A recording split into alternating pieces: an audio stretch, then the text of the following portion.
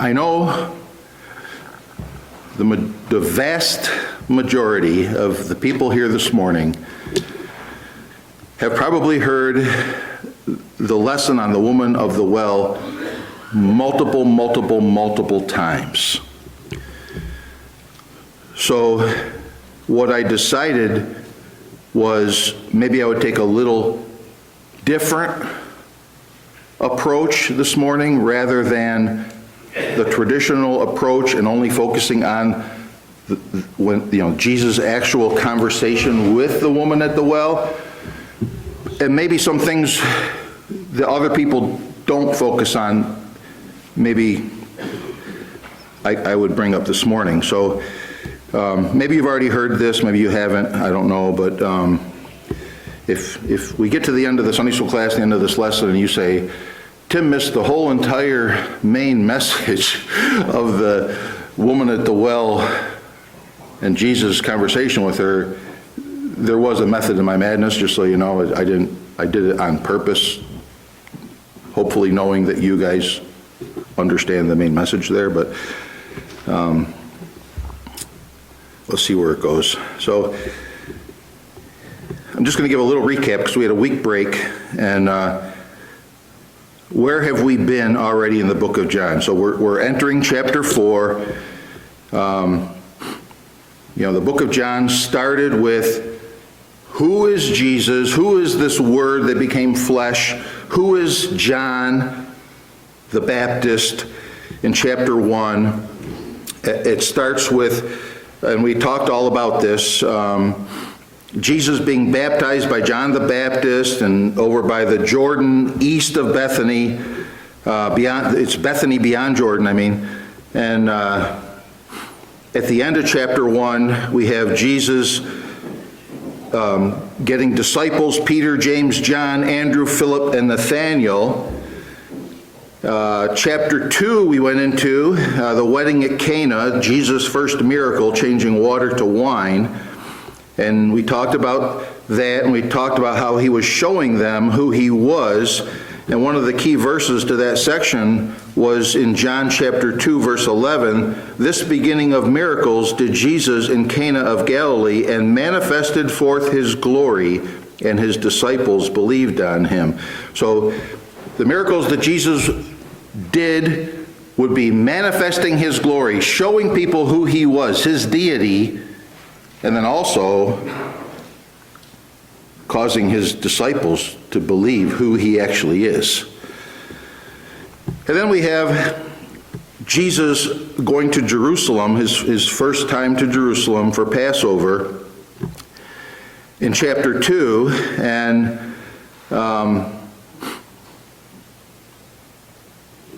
chapter 2, verse 13. So the wedding at Cana was chapter 2, the first part of chapter 2, and then we have Jesus going to Jerusalem for Passover in chapter 2, verses 13 through 25, and finding the temple infiltrated with those who were making merchandise of his Father's house, and him driving them out of the temple.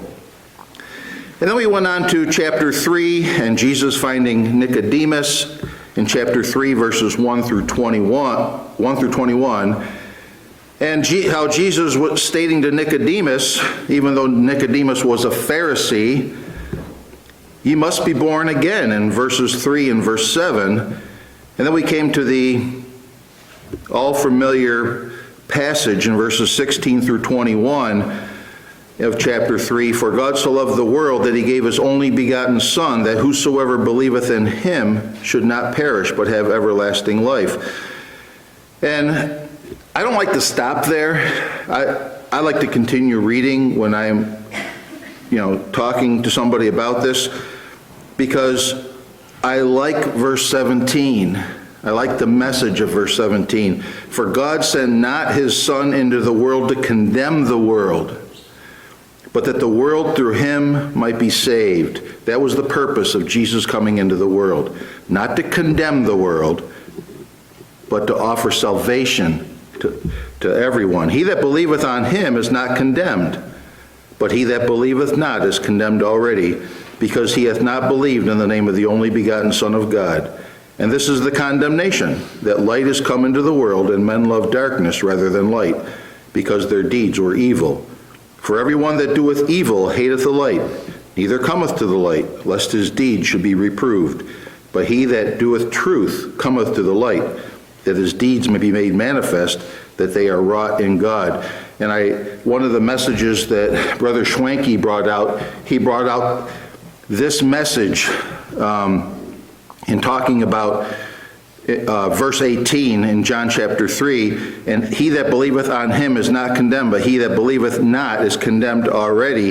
If you don't believe, you are already condemned in verse 18. And that's something that I don't know, maybe I think sometimes Christians don't really understand. But if you don't believe, you're not saved, you are already condemned. Your end, your doom, your condemnation is already on you now. It's a fact. But when you believe, when you by faith take hold of, you believe it with all your heart, this God, in God's loving grace extended to the world, your sins are washed as white as snow by the blood of the Lamb, and God repents of the judgment that was already upon you. He forgives you, and you are now his child, assured of going home to be with your new heavenly Father. And I don't know if the four people sang the song on Wednesday night, and they were supposed to sing it this morning. I don't know if they're going to sing it this morning or not, because I think Sarah's baby Claire is sick. But I like the third stanza of that song that they sung. Ever since by faith I saw the stream, thy flowing wounds supply. Redeeming love has been my theme, and shall be till I die. Just such a great story of love towards us. We come to the end of chapter 3, and we have Jesus and his disciples ministering around Judea in the countryside around and about Jerusalem. Remember, Jesus would say now in chapter 4, I must needs go to Galilee, or Samaria, go through Samaria, on his way to Galilee. And John the Baptist, at the end of chapter 3, was in a place, we're not going to focus a lot about this little section, but John the Baptist was at a place called Enon by the Jordan River, where he was baptizing and being questioned. And at the end of John chapter 3, if you want to look there, because you're probably only a page away, John chapter 3, verse 23, and John was also baptizing in Enon, near to Salim, because there was much water there, and they came and were baptized. And one of the things that immediately comes to my mind as I read that verse was, well, if you don't believe that you need to be immersed, which is what I believe the Bible teaches with baptism, to put under, to picture the death, burial, and resurrection of Jesus Christ, you're put under, you're raised up in newness of life, you're identifying with Christ's death, burial, and resurrection. If you don't believe that, then it wouldn't make a difference to you. But because I believe that, it makes a difference to me, the wording of that verse, because it says, John was also baptizing in Enon, near Salim, because there was much water there. Well, if you believed in sprinkling, all that had to be there was a puddle. I mean, what would it matter if there was, I could bring a 5-gallon bucket and do 100 people. What does it matter? But if I'm actually going to immerse, like the word baptize means, then you need water that you can put somebody under. And the verse specifically says, because there was much water there. So let's be ones that look at baptism biblically. Baptism biblically is not salvation, and it's also not sprinkling. And it's also, you must believe before you're baptized.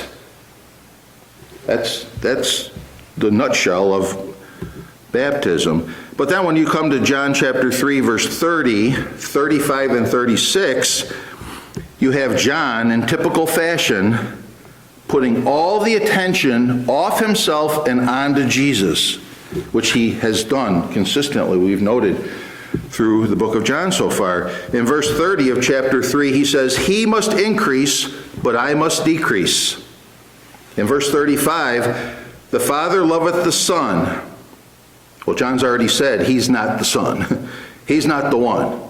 He's just a messenger. He's just the one that's going to make the way for. And he's made that extremely clear. "The Father loveth the Son, and hath given all things into his hand. He that believeth on the Son hath everlasting life. And he that believeth not the Son shall not see life, but the wrath of God abideth on him." It's not will abide on him. The wrath of God abideth. You're now under condemnation because you have not believed. And that's how chapter 3 ends, with John focusing all the attention, the glory, and then that verse right at the end, if you don't believe in the Son of God, you don't have life. And if you believe on God, you have life. If you don't have, well, let me just read the verse, I'm going to screw it up. "He that believeth on the Son hath everlasting life, and he that believeth not the Son shall not see life, but the wrath of God abideth on him." And that was a really good way to end chapter 3. So now we come to chapter 4, which is our lesson this morning. And let's just go through the first 6 verses to start off. "When therefore the Lord knew how the Pharisees had heard that Jesus made and baptized more disciples than John, though Jesus himself baptized not, but his disciples, he left Judea and departed again into Galilee. And he must needs go through Samaria.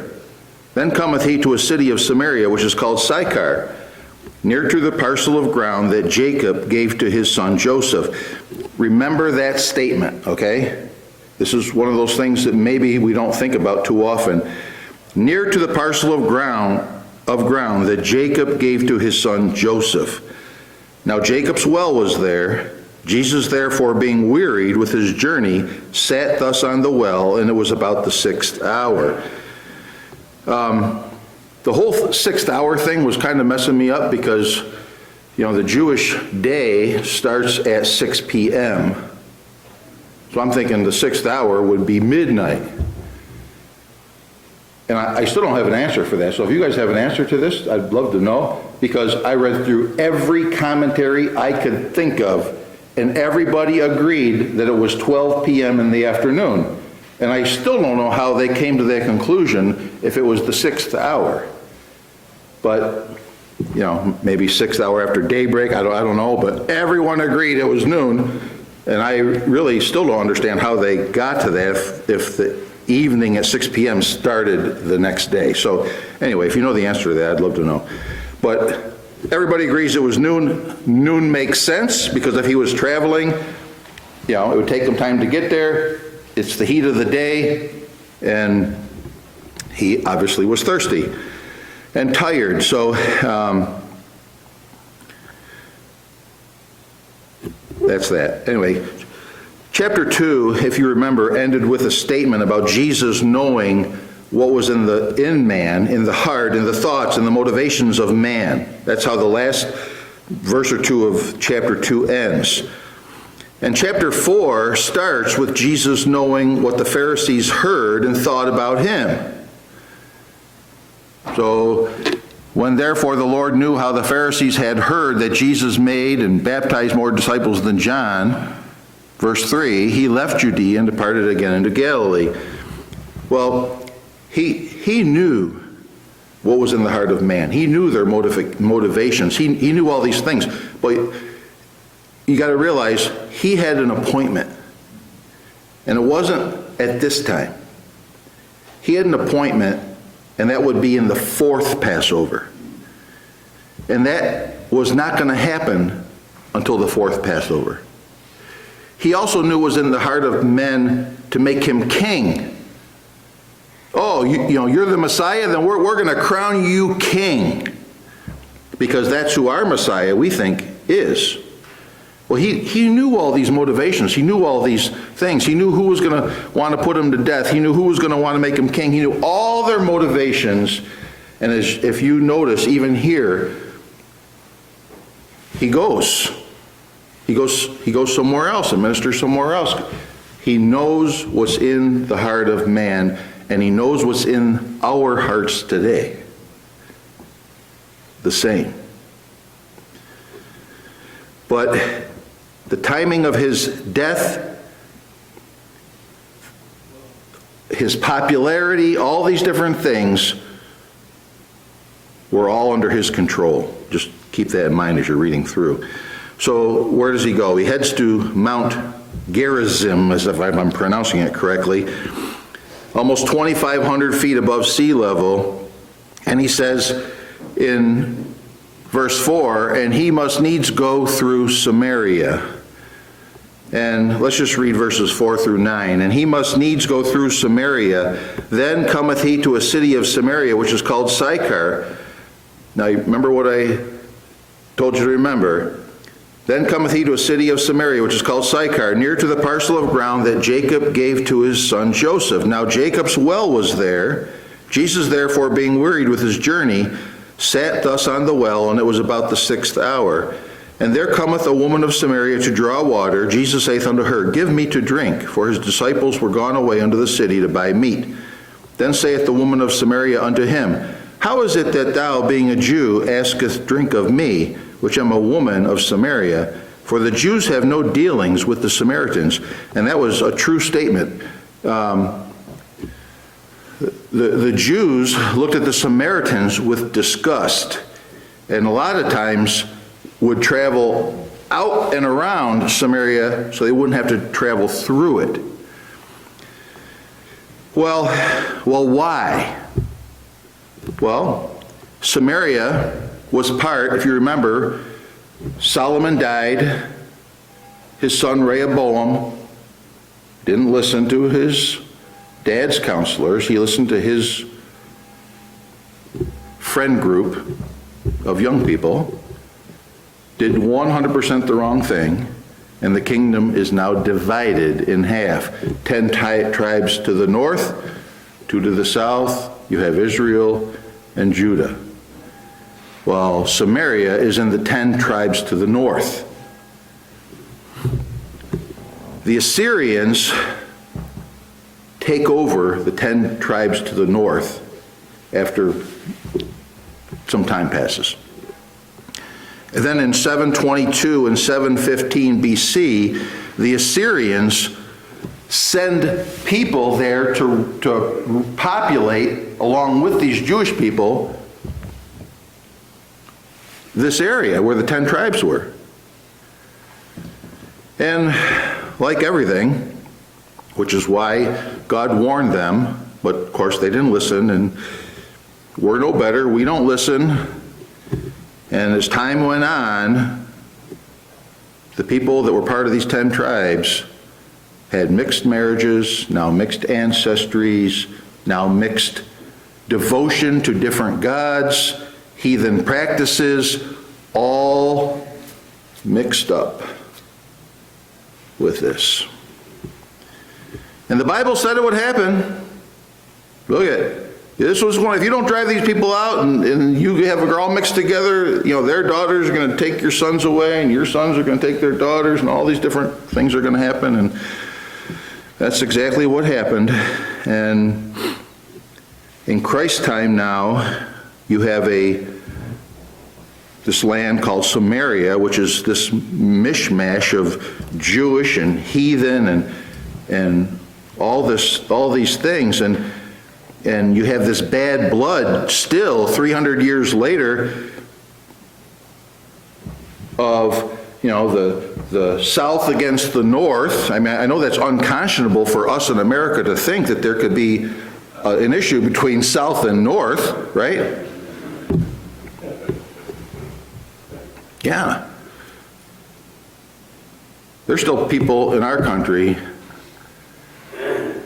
hating people of the North and vice versa from 1860. I had nothing to do with it. I wasn't here. But still, there's people out there that don't like me because I live where I live. Well, the same thing was holding true then, and we can identify with that, and maybe to a even greater degree them, I don't know. But,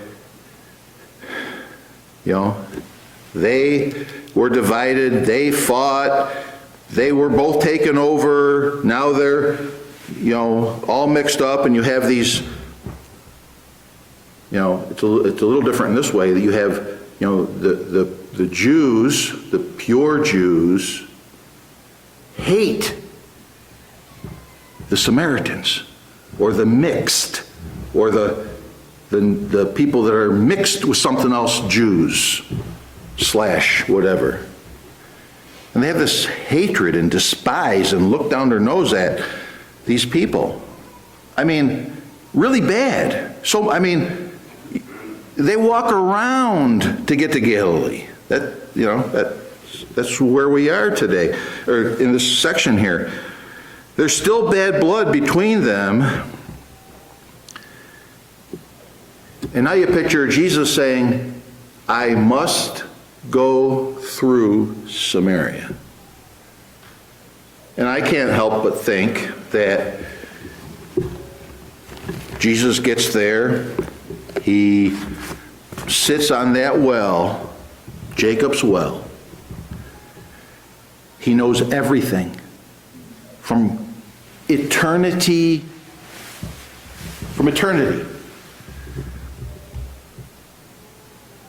He was there in Joshua 24. When Joshua stood up between these two mountains, exactly where he is right now. And let me just read a little section of what was going on. Joshua 24, and the whole chapter is a recount of everything that God did for the nation of Israel. When you come to the end of Joshua 24, it says, and Joshua made a covenant with the people that day and set them a statute and an ordinance in Shechem. That's where we are right now. We're between these three mountains. It's where Jacob's well is. And Joshua wrote these words in a book of the law of God, and took a great stone and set it up there under an oak that was by the sanctuary of the Lord. And Joshua said unto all the people, behold, this stone shall be a witness unto us, for it hath heard all the words of the Lord, which he spake unto us. It shall be therefore a witness unto you, lest ye deny your God. So Joshua let the people depart, and every man unto his inheritance. So he's dividing the land, okay? And it came to pass after these things that Joshua the son of Nun, the servant of the Lord, died, being 110 years old, and they buried him in the border of his inheritance in Timnath-Serah, which is in Mount Ephraim, on the north side of the hill Gash. And Israel served the Lord all the days of Joshua, and all the days of the elders that outlived Joshua, which had known all the works of the Lord, and that he had done for Israel. Now listen to this next statement. And the bones of Joseph, which the children of Israel brought up out of Egypt, buried they in Shechem, in a parcel of ground which Jacob bought of the sons of Hamor, the father of Shechem, for 100 pieces of silver, and it became the inheritance of the children of Joseph. That's where Jesus is sitting right now. And Eleazar, the son of Aaron, died, and they buried him in a hill that pertained to Phinehas' son, which was given him in Mount Ephraim. And I cannot help but think that as Jesus is sitting there, he's hearing what Joshua was saying. He's hearing all the people saying, we're going to serve the Lord. We're going to write this down. We're going to put this rock here, and we're going to do right. And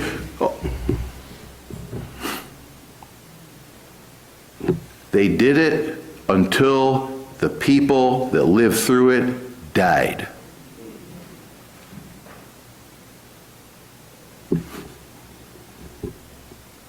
Same thing happens today. Over and over and over. My experiences help me. A lot of the times, they don't help your children. I would hope that they would. But you read over and over and over in the scriptures, people go through things, they turn to God, and then their offspring, God has to start over with them and bring them through a fire to teach them. My mind wants to say, you would think every generation would get smarter and more spiritual, and we'd learn from my great-grandparents and my grandparents and my parents, and I'd hear these stories and I'd be like, whoa, I'm not going there. Look what happened to my grandmother. That is not what happens, unfortunately.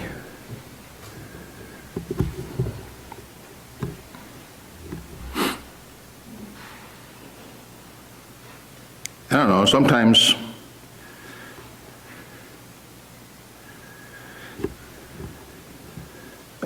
Jack, I thought about what you was telling me the other day at your house.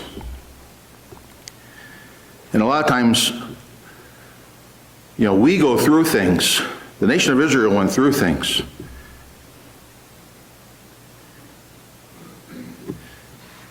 But our kids didn't go through the same things. And because we went through things, we acted in certain ways to protect our children, right?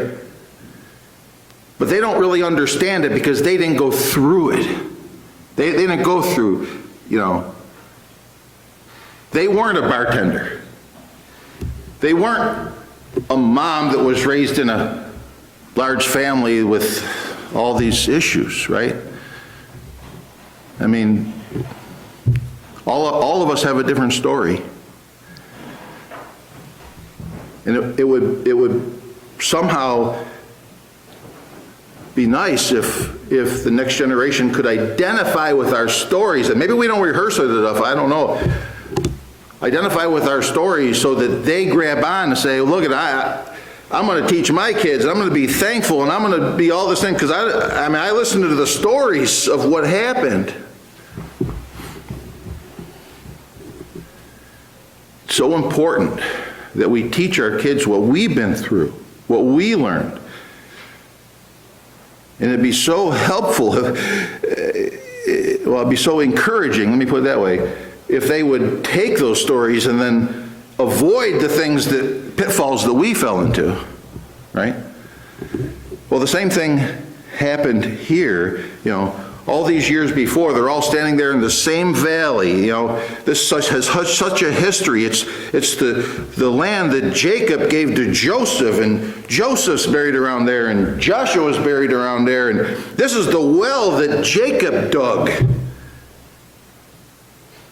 And I can't help but think that Jesus is sitting there on that well going, he was there, he knows. He could see the people and what they were saying and what they were thinking at that point in time. And then now he says, I have to go through Samaria. He's going to sit at that well and he's going to have an encounter with this Samaritan woman. He knew that this woman needed to be born again.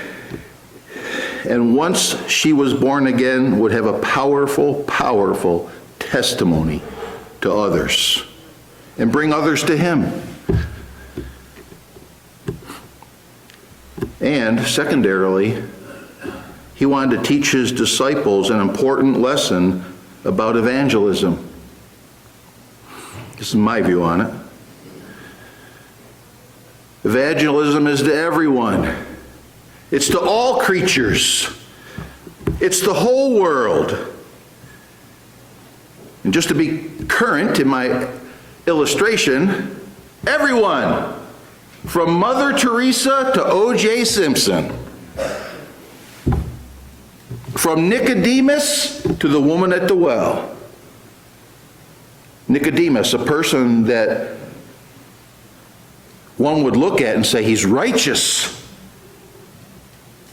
This woman at the well, the whole town knew what she was. And the gospel was intended for here to here and all points in between. And they needed to understand that, and we need to understand that no one is off limits to the gospel. No one.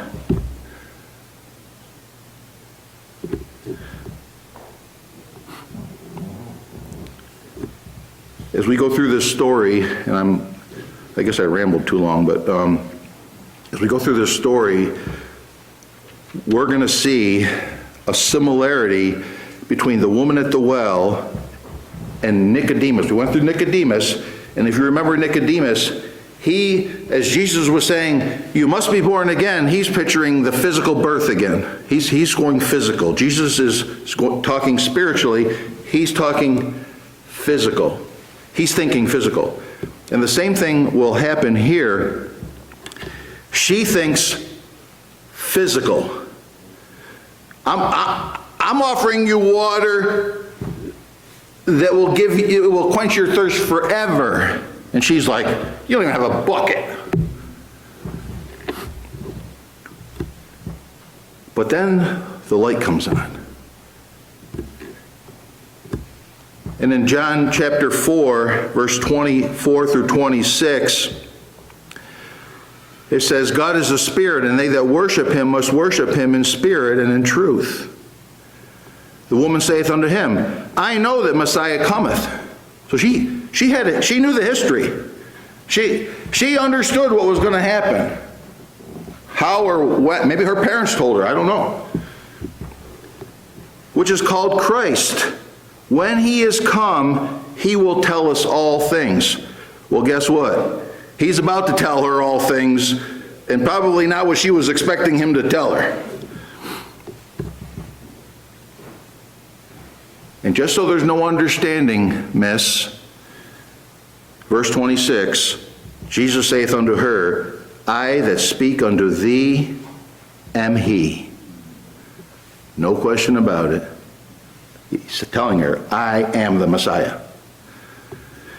She had to believe in who God is. She had to believe that Jesus was the Messiah. He was speaking truth, as it says, they that worship him must worship him in spirit and in truth. She had to believe this. She had to believe that what he was saying was truth. She had to believe that he was the Messiah. And later in the book of John, Jesus would say, I am the way, the truth, and the life. No man cometh unto the Father but by me. And I'm out of time, so we'll have to continue on next week. But the story of this woman and the story of Nicodemus have a lot of similarities. They have a lot of differences, but they have a lot of similarities too.